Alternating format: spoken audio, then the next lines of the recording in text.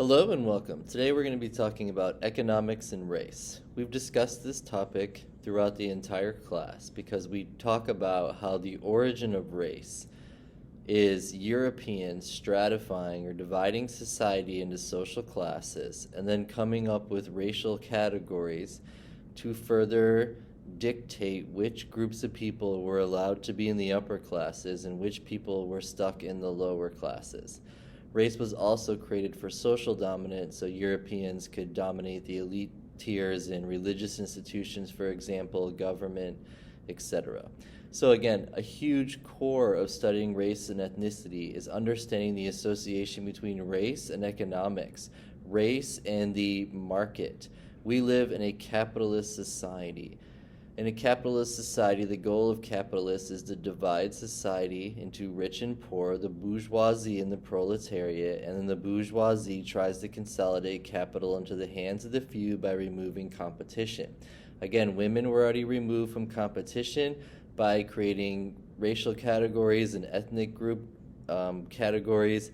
They further subdivided society into social classes, and then ensuring that the Europeans were able to maintain the top tiers in society.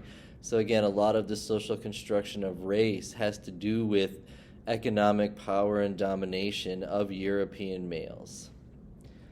This chapter covers government programs that benefited whites, institutional structures associated with the wealth gap, why races and ethnicities were stuck in poverty, the current state of racial discrimination, who benefits from welfare, and affirmative action. So inequality, you have a huge disparity between social classes. And again, the original social classes were the bourgeoisie and the proletariat, the upper class and the lower class, the owners and the workers. And conflict between these groups has been very high. Again, you've had workers' rights movements, you've had minority movements trying to overcome prejudice and discrimination in the workforce so they can rise up the social class ladder. But again, when you think about the class system in America, you have a few people on the top, a few more people in the middle, and then the majority of people are in the lower classes.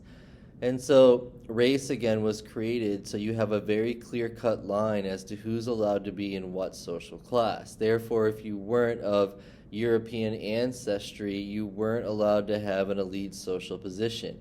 Even if you were born in the Americas, if you weren't born in Europe, you didn't have as much potential to rise up the social class ladder.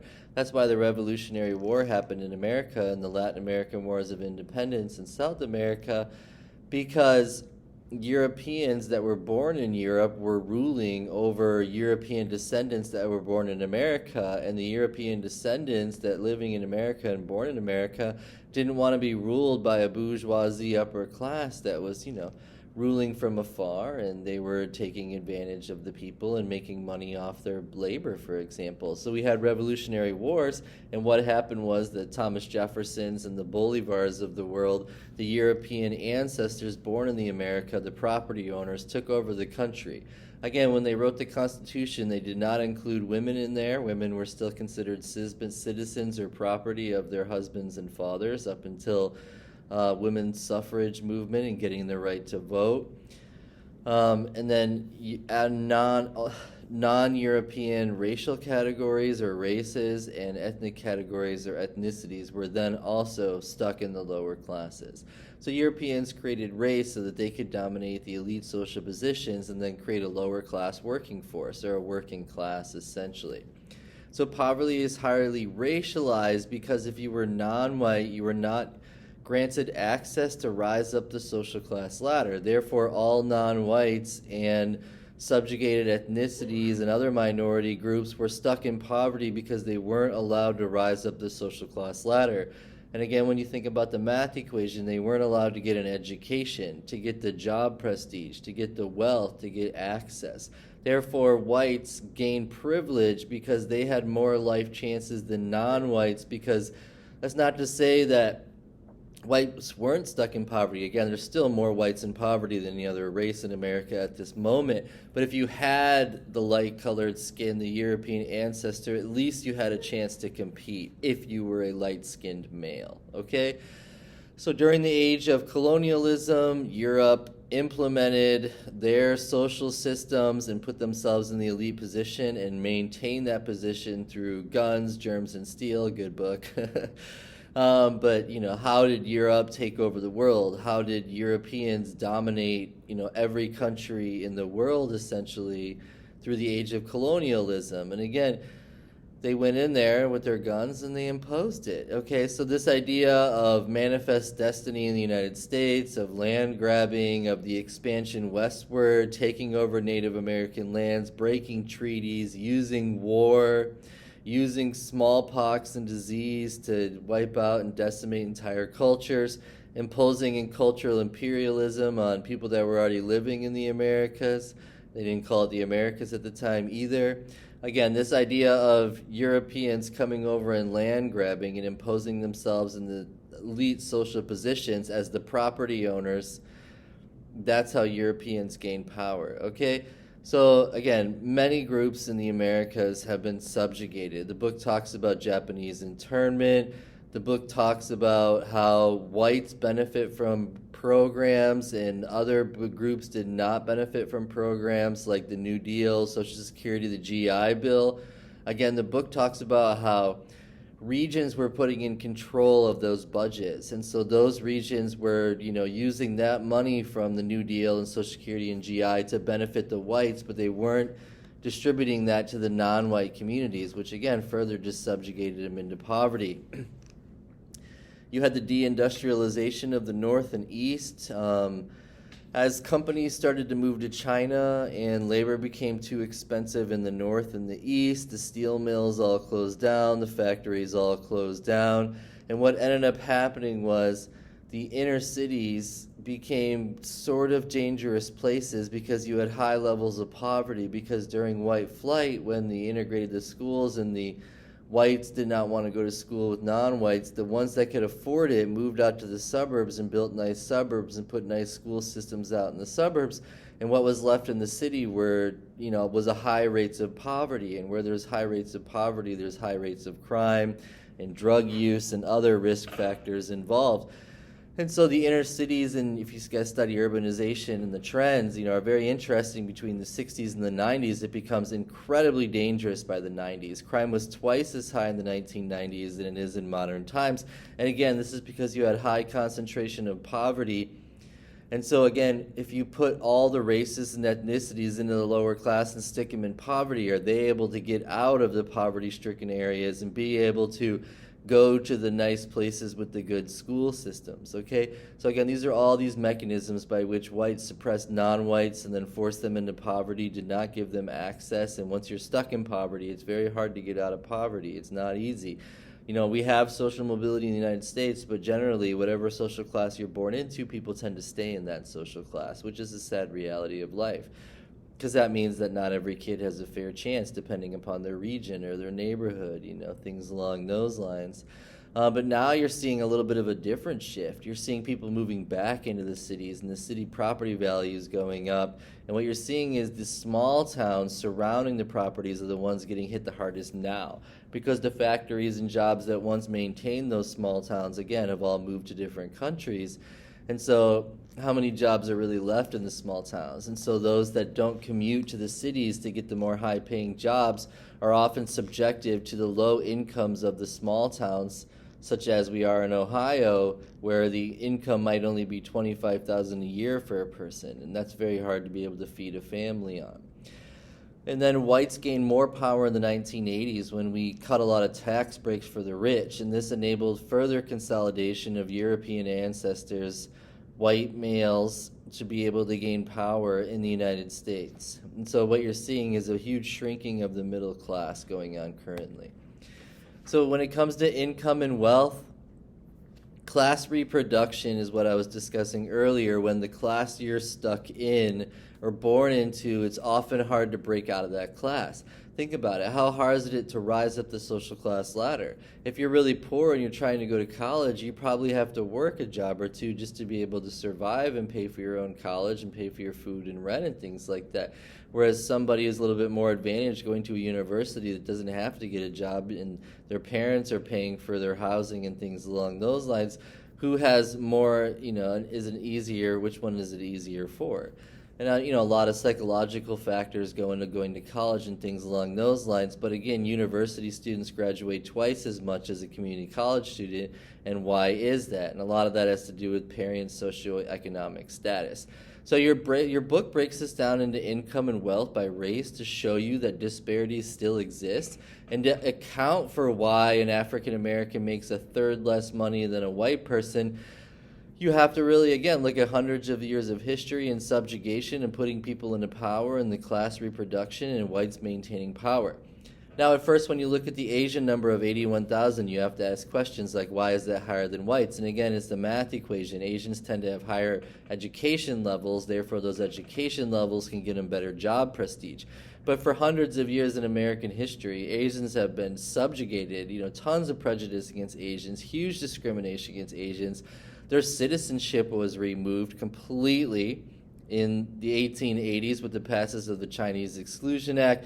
Lots of anti-immigration policies toward Asians. But right now, because of maybe cultural factors or whatever it might be, Asians are getting higher education levels, so their income is looking higher, followed by whites at about $65,000, which is the average income in America, blacks at $39,000, and Hispanics at $47,000. And again, you have to ask yourself, why racial disparities? And again, you go back to the math equation of education plus job plus wealth plus cultural power. And then you also have to look at psychological factors. You also have to look at the influence of poverty upon not just sociological factors like nutrition and access to books and computers, but also the mentality of poverty and how does being born in poverty associated with your cognitions and emotions and motivations and value systems and all these other factors, okay?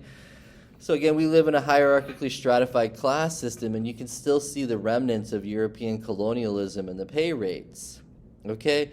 And the book accounts for by talking about lots of factors, such as discrimination for loans. The book talks about how non-whites pay more in interest than whites, and non-whites are discriminated against more and, don't get accepted as often than white.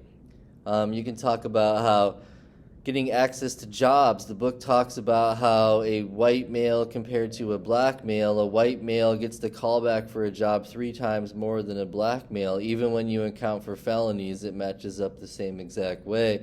White males, having more wealth, not just white males, but whites having more wealth in general put them in a higher socioeconomic status to begin life, which then gives them more of an advantage over somebody that was stuck in poverty. And again, being stuck in poverty is totally associated with your race and your ethnicity. So regarding poverty, 13% of the U.S. are below the poverty line, 24,000. Now again, if you look at the statisticals, the frequencies by numbers, there's more whites in poverty. But when you look at it as proportions of race, an African American or a Hispanic, for example, are 2 times more likely to be in poverty. An Asian is very similar to a white. Again, this is further subdivided by country of origin because your book talks about how maybe someone from China or Japan has a higher level of income, but when you start to look at more of the island countries and the Philippines, you might see disparities there in education levels and job prestige and overall wealth. And again, when you look at the causes of poverty, it's biopsychosocial. You have your biological factors involved with the brain structure and genetics and motivation and personality type. For psychology, you have, again, your neurons firing and, how your brain interprets information and overall development and how well your brain was challenged and brain growth and how you think and how you feel and motivation. Sociological factors such as, parents' socioeconomic status, the neighborhood you grow up in, the country you grow up in, overall access, race, religion, all the cultural factors. So other social factors, though, again, economics are associated with poverty. You have sexism, subjugating of women, heterosexism, subjugation based upon sexual orientation, ethnocentrism, subjugation based upon judging another culture. So there's just a lot of factors here that we have to think about for the causes of poverty, but that's just a quick introduction. Again, you do see a growing black middle class, and this has been, growing since the 1960s, especially but they have faced far more challenges because of their status as non-white, and therefore they get exposed to prejudice and discrimination based upon racism. Sorry, I'm in a room where they have auto lights.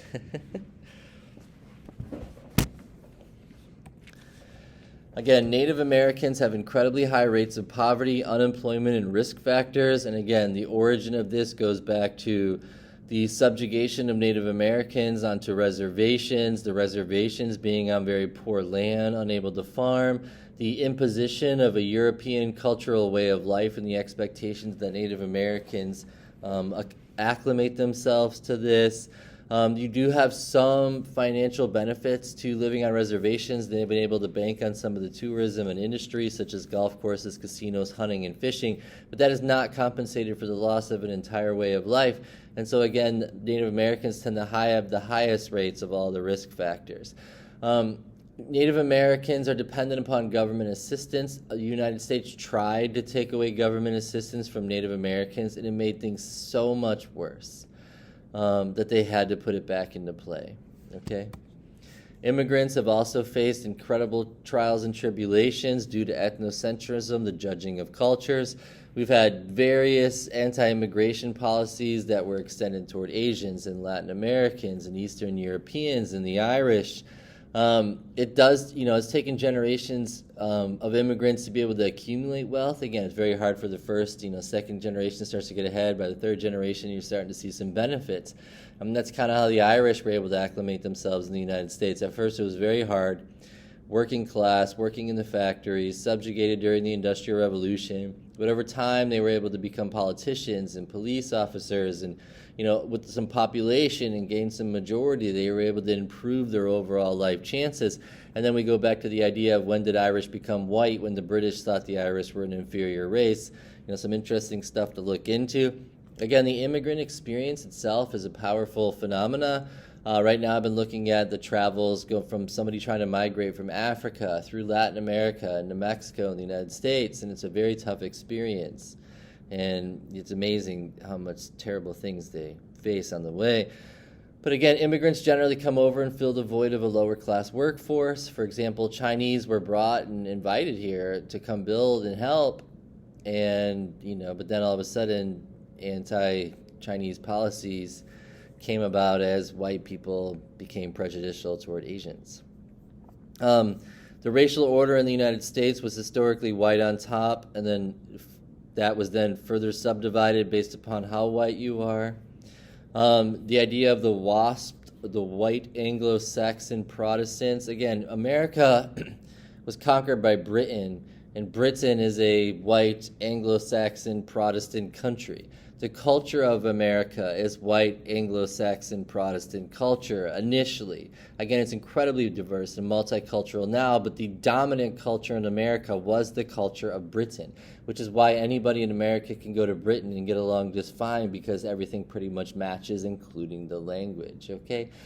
So again, the history of America is the domination of, since rediscovering it, okay, was the history of domination of Europeans over non-Europeans, okay? So again, market dynamics, getting a job is harder for non-whites. Again, if who gets the callback, John or Daquan? John gets the callback 3 times to 1. This works this way with women. Who gets the promotion, Emily or John? John gets the promotion 2 times to 1. We have institutionalized racism in America, also institutionalized sexism that is based upon racist and sexist ideology, along with heterosexism and all the other isms, okay? Now, these attitudes, you can look at it from an in-group versus an out-group perspective, if that's the way you want to see it. But again, if you did not have the right check boxes, the right statuses, it was very hard to rise up in America. And this begins with the hiring managers calling the men and the whites and not calling the women and the non-whites. It's the mortgage auditors who are, the mortgage loan officers who are, discriminating against the black people and not against the white people. It's representation in politics and having enough wealth to be able to compete in politics. There's just so many ways in which society is institutionally racist. Education system, historically, whites would get all the money and blacks would go to the worst possible schools. Same with Latinos. I mean, it's just a very sad situation how America's treated minorities. And so the idea of, was America equity for non-whites? No, not at all. My daughter brought home a Rosa Parks book the other day, and this Rosa Parks book is so sad. Like, Rosa Parks talking about being a little kid, and then having this white woman, like, just attack her, and then having to go, how the white kids went to the nice school that they drove past every day, and their school was completely run down, and they didn't even have books. I mean, it was just a really sad book. It's like a kid's book, too. It's hard for me to read that to my daughter because it's so dark, but at the same time, when do you start talking to them about that kind of stuff? Racial antagonism, again, is that idea between the in-group and the out-group. Again, in America, we have tons of racial antagonism, and even though civil rights action is passed, prejudice still exists, so does discrimination. To not deny it, just look at the pay rates, look at hiring practices, look at college degrees. Why do whites get twice as many college degrees as African Americans? Is it psychological factors, or is it poverty and other social factors? And also the social psychological, like the looking glass self or the generalized other. When a black man looks out at America and says, how does America feel about me as a black man? What's reflected back? So again, we live in a system of privilege and power and oppression in which, white Anglo-Saxons, Protestants historically tried to dominate. And again, being Catholic was a minority. Why do you think we've only had 2 Catholic presidents, okay? Welfare is always something people throw out there. Again, it's pretty even when it comes to welfare. But again, this just kind of relates up to poverty rates. 2/3 of Americans, though, receive some benefits in their life, whether it's through Medicaid or help with insurance or just some food stamps to help you when you have a baby, for example. And again, single mothers is one of the most important groups that as sociologists we should be referring to. Because again, if a girl gets pregnant in college, she's 60% likely to drop out of college. And again, that's a population we need to help. You really want to reduce these welfare numbers. It's not a race thing. It's about actually helping people that need help, like a girl who gets pregnant at 18 or 20 or 16 or whatever it might be, Whites, though, are more likely to stay on welfare. So what they found with the statistics is, people say that, they use that stereotype about minorities living off of welfare, but that's not true, guys. It's the white people tend to live off the welfare more than any other race. Okay? So affirmative action. Affirmative action is really important because, again, getting out of poverty is very hard. So if you don't have some kind of support to maintain some representation in the jobs, class reproduction would just continue, and white people would just keep hiring white people and never hired a black people and never hired a woman. Okay? So affirmative action, people usually apply to race, but again, affirmative action has helped women so much, along with all minorities. The book talks about people feel that affirmative action might not have had that huge of an influence, but it has. It's improved the lives of people by enabling women and non-whites to be able to get that education and get that job, to be able to get that money, okay? And then if people in your community are finally getting educations and jobs, what happens to the community? The wealth of the community goes up. The taxes going into the community go up. The education system in the community go up. The street starts to look nicer because you can afford street lights and street cleaners, okay? We can fix the concrete on the sidewalks and make the roads nice. Okay, so does affirmative action remove meritocracy? Okay, so this is important, right? So yes, you need to incentivize people to work really hard. Like a doctor should make more money than a server in a restaurant because a doctor has to stop, drop, and spend 20 years working incredibly hard to learn something. And a server in a restaurant can go in there, get some training. Yes, they'll get better over time, but it doesn't take 20 years to learn how to do the job of a server. So we need to incentivize people. And we also want to, you have the argument of should the best and the brightest have a chance to be able to compete to rise up the social class ladder, and you also need that. All of this is just pure functionalist theory. But is society meritocratic now? I mean, think about it. Does every kid have a chance to get a good education, to learn the skills? Kids in poverty, and this is a hard conversation, their brains do not grow as much and develop as much as rich kids, for example, or kids with some money, because they're not being challenged as much.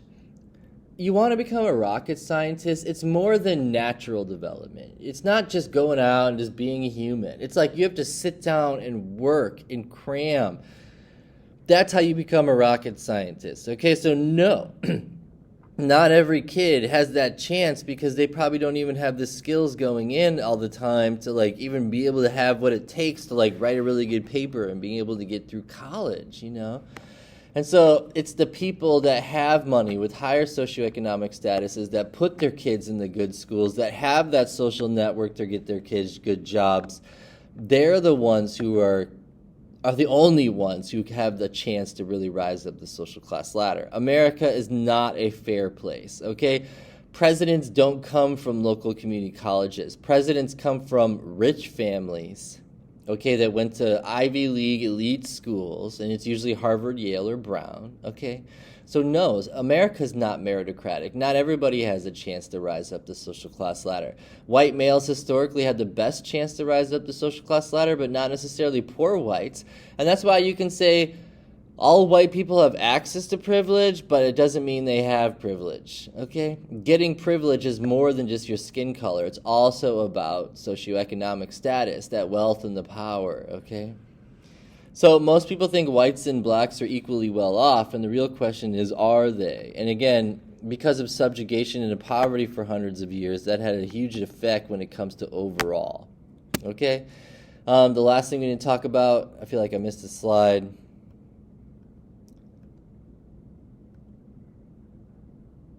Right here, though, whites have 5 times more wealth than non-whites. So despite Asians making more by income, the overall wealth of white Americans is far more than any other racial group. So then to finish it out, are white and black people equally well off? Well, black people have 1/5 less wealth than whites.